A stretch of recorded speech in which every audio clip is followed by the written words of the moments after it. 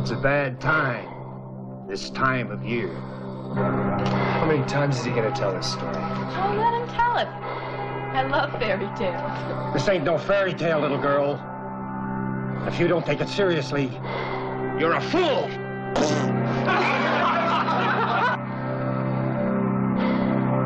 The 80s saw a huge number of horror movies, especially slasher movies.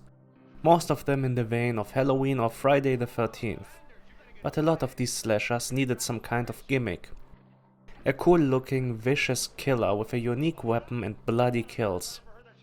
A lot of these slashers were also set to a specific date, like Halloween, Friday the 13th, Christmas or April Fool's Day. My Bloody Valentine also tried to be in this category, with a killer dressed as a miner and killing people with a pickaxe on Valentine's Day. And he is taking people's hearts, literally. A town is holding a Valentine's Day dance for the first time in 20 years, as the dance was paused due to a horrible accident. A couple of miners were abandoned by the supervisor because of the dance, and there was a methane explosion in the mine, trapping a couple of miners. When they were finally rescued, only one man was still alive, and he cannibalized his colleagues. The man was Harry Warden, and driven insane he took revenge on the supervisors, cutting out their hearts and putting them into a candy box, warning the town to never have a Valentine dance ever again. When years later the dance is announced, the murders soon follow. First, the precinct receives a heart in a candy box, a human heart. Then a town resident is brutally murdered. But the police is spreading the news that she died of a heart attack. Eventually the dance is cancelled though, and some townspeople decide to have a party of their own. And this is when the killing really starts. Finally I was able to watch the unrated version of this movie, which is notorious as the original theatrical cut was pretty much castrated, cutting down basically every murder of the movie.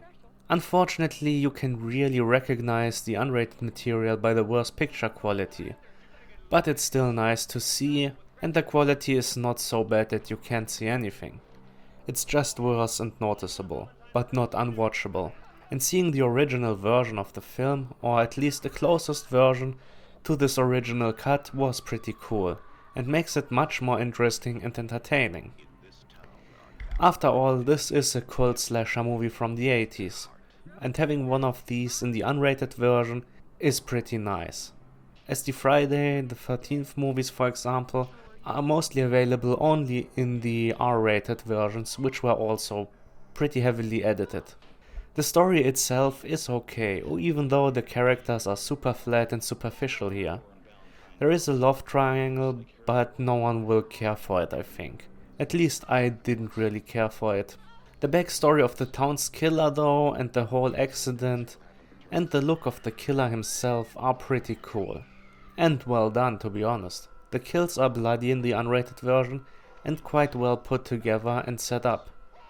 And some of them are quite imaginative. I did like the perspective of the cops, which we followed during the film too. I actually liked it more than anything with the teens or 20-somethings or however old they should be. The guys who are eventually the victim of the killer, I mean. But the cops were fine. I just wished it would be more interesting in general. It's definitely not a masterpiece, but it's a fun slasher movie.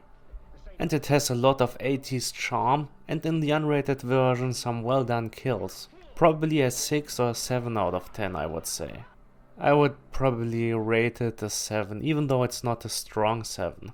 But it's fine. It has a gimmick, nice kills, an interesting looking killer and a cool backstory. The finale in the mine is also pretty cool and something unique compared to other slashers. And it has a lot of 80s charm. There's a reason why this has become a cult classic, after all. But wait! There's more! Oh yes, there was a remake. Let's check that one out too, shall we? During the height of the remaking of 80s horror movies and the 3D craze, the people at Lionsgate decided to bring back My Bloody Valentine as a pretty explicit horror movie in 3D, which is not a bad idea to be honest. Having a killer with a pickaxe already offers a lot of opportunities for 3D movies, and as the original movie leaves some room for improvements, the remake could have been something really good. Which of course it kind of wasn't. The movie looks really cheap and unnatural, like many 3D movies of the time. It's also shot super flat, which is ironic as it's a 3D movie. But it's also a trademark of many of the 3D movies of that time, unfortunately. But not only the look is flat, as long as they don't throw a pickaxe at you, the characters are very flat and mostly act pretty bad and dumb as well. The story is kind of similar but different. There's once again an accident in a mine, and Harry Warden is the only survivor but severely wounded and falls into a coma. A year later, Harry Warden awakens from his coma and kills a bunch of hospital staff, and after that rampage he goes back to the mines, where teens are having a party, and Harry kills as many as he can before he is shot by the police, and runs deeper into the mine. Axel, who was also kind of responsible for the initial accident and is the son of the mine owner, is traumatized by this and leaves town for several years after this event.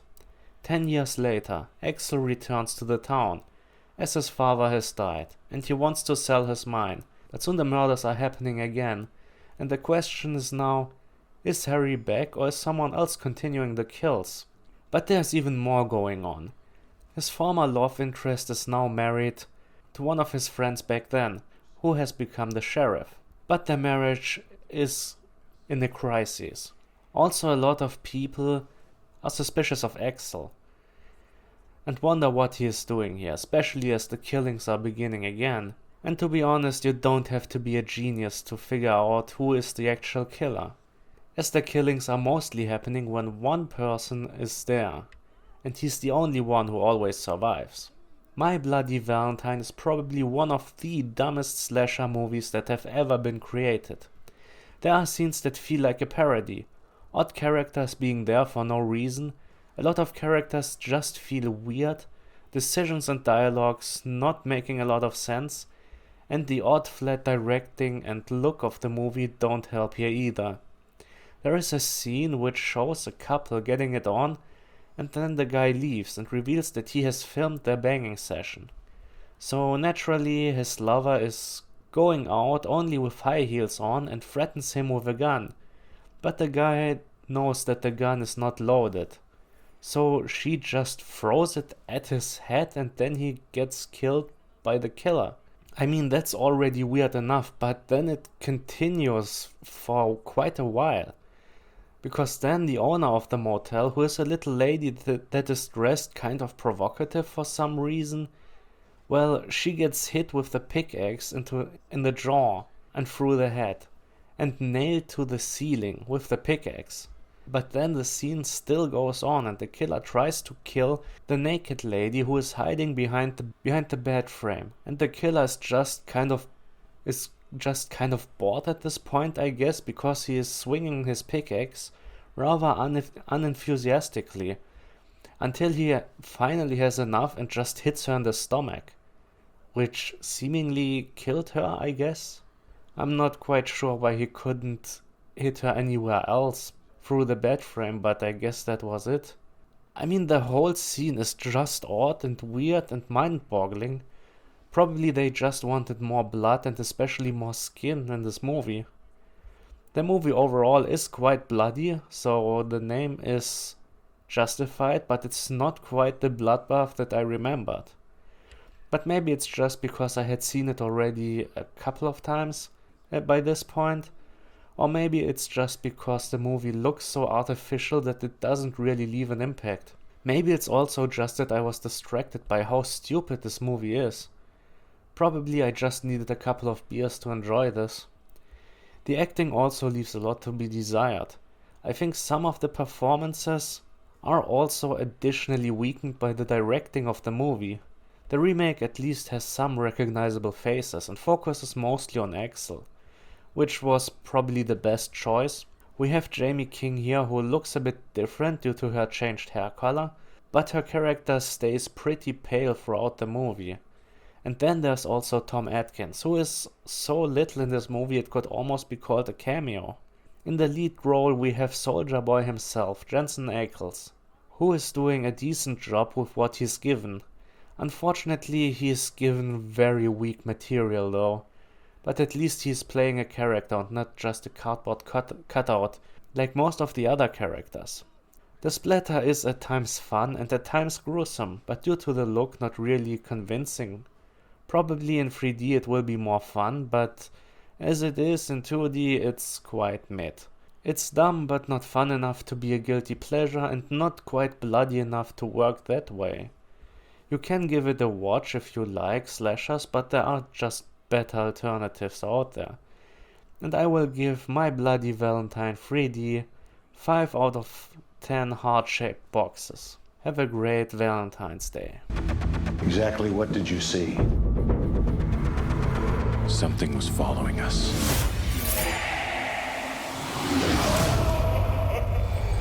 This is the most horrific event this town has ever seen. Authorities are calling this the Valentine's Day Massacre. In the town of Harmony, something unexplainable Hello? is happening. Come here, you better check this out. What is it?